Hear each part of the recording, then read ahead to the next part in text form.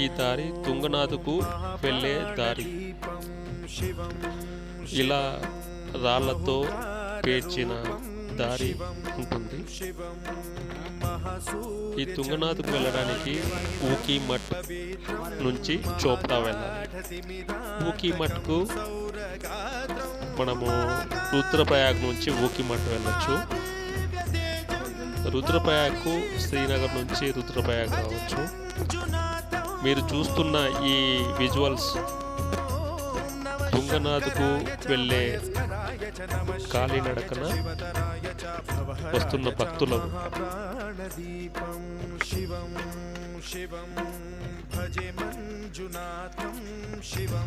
ఈ విధంగా కాలినడక దారి ఉంటుంది. ఈ చోప్టా నుంచి తుంగనాథ్ ఆలయానికి